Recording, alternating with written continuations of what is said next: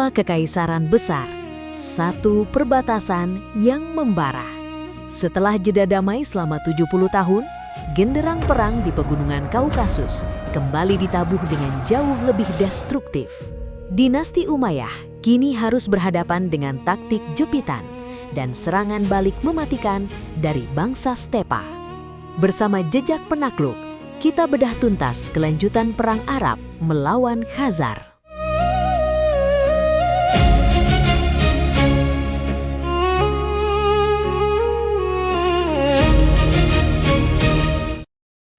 Dampak pasca peperangan Balanjar pertama. Jauh pada masa lalu, Panglima Al-Jarrah bin Abdullah Al-Hakami berhasil merebut kota Balanjar.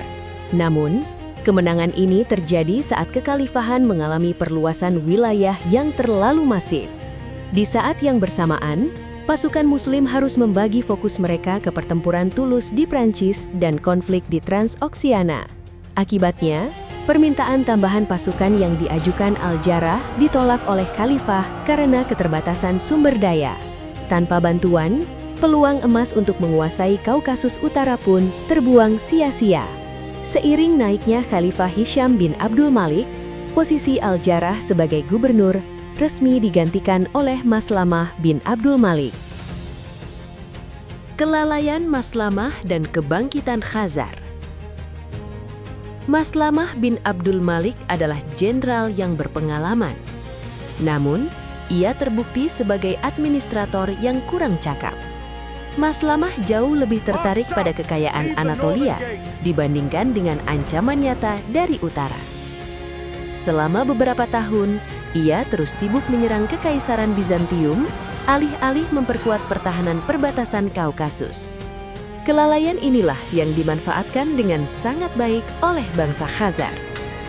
Selama beberapa tahun, mereka leluasa membangun kembali kekuatan militer tanpa gangguan sama sekali. Setelah kekuatannya pulih, kekahanan Khazar segera bergerak ke jalur perbatasan untuk meluncurkan serangan balasan. Struktur dual monarki Khazar dan sosok Panglima Barjik.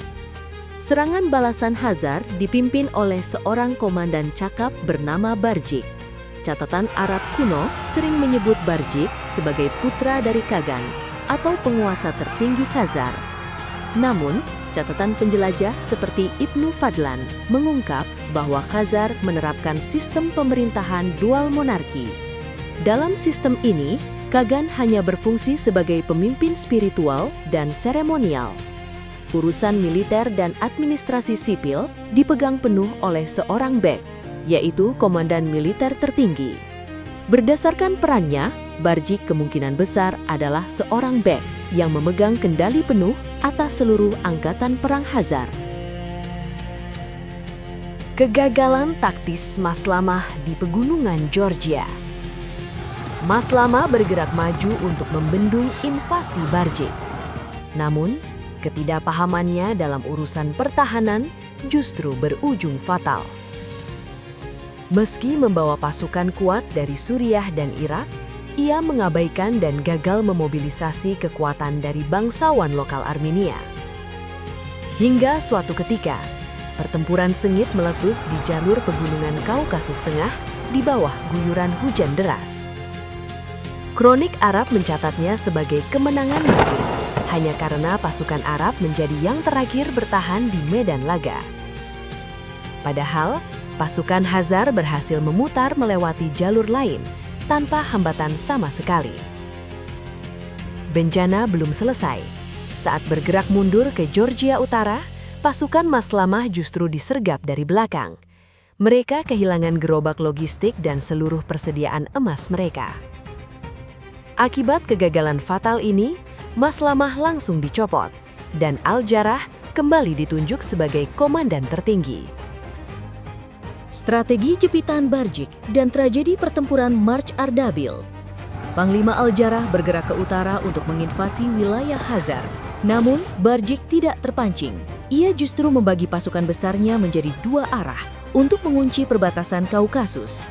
Al-Jarrah terpaksa berbalik arah demi menyelamatkan wilayahnya dari ancaman pasukan pengalih Khazar di bawah jenderal bernama Tark. Pancingan ini sukses besar. Pasukan utama Barjik memiliki waktu untuk mengepung kota kaya Ardabil yang merupakan pangkalan utama Al-Jarrah. Karena keluarga para prajurit berada di dalam kota, pasukan Muslim terpaksa bertempur meski kalah jumlah.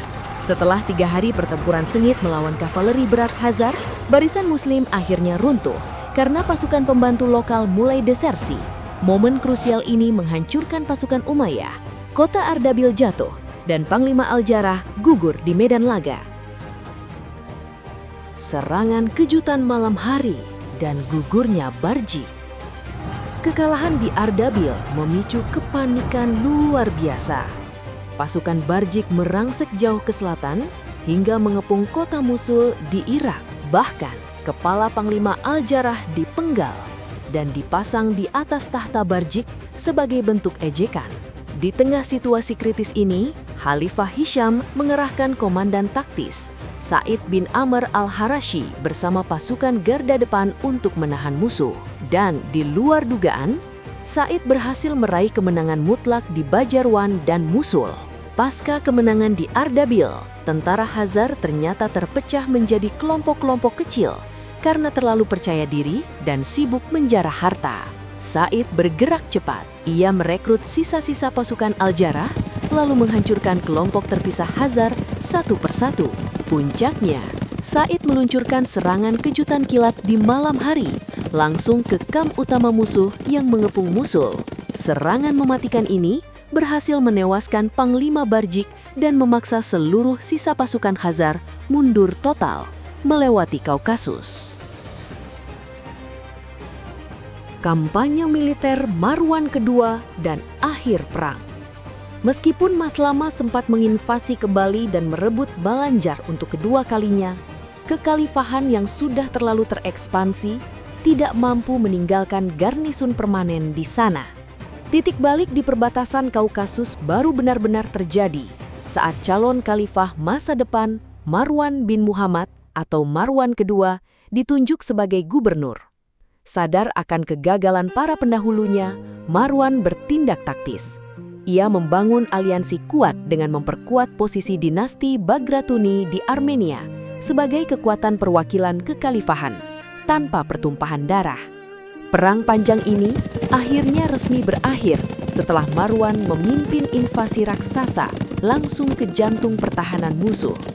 Pasukan Marwan berhasil menembus Kaukasus dan merebut ibu kota Khazar di Atil di dekat sungai Volga. Meski Khagan Khazar sempat setuju memeluk Islam sebagai syarat damai, konversi tersebut hanya formalitas singkat dan segera dilupakan. Fokus kekhalifahan seketika terpecah oleh meletusnya revolusi Abbasiyah yang akhirnya meruntuhkan dinasti Umayyah. Konversi Khazar ke agama Yahudi. Pasca perang selesai, Kekhanan Khazar tumbuh menjadi imperium dagang yang sangat makmur.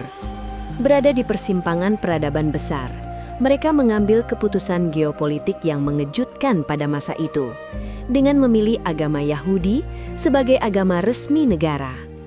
Secara politik, konversi ini adalah deklarasi kemerdekaan yang sangat kuat. Langkah teologis taktis ini memungkinkan kaum elit dan lingkaran penguasa Khazar untuk tetap mempertahankan hubungan dagang yang baik dengan Kekaisaran Bizantium Kristen maupun Kekhalifahan Abbasiyah Muslim, tanpa harus memihak atau tunduk menjadi bawahan salah satu dari kedua imperium raksasa tersebut. Meskipun adopsi iman baru ini lebih berpusat pada lingkaran istana dan para bangsawan ketimbang populasi nomadennya secara masif, pilihan cerdas ini sukses mengunci pegunungan Kaukasus sebagai batasan abadi yang memisahkan dunia Islam dari stepa Eurasia Utara. Terima kasih telah mengikuti perjalanan sejarah kali ini di channel Jejak Penakluk. Dukung terus channel ini agar kita bisa terus mengulas catatan sejarah yang lurus, jernih, dan valid. Jangan lupa untuk menyukai video ini, berikan komentar terbaik Anda di bawah, dan bagikan kisah ini kepada sesama. Sampai jumpa di jejak perjuangan berikutnya.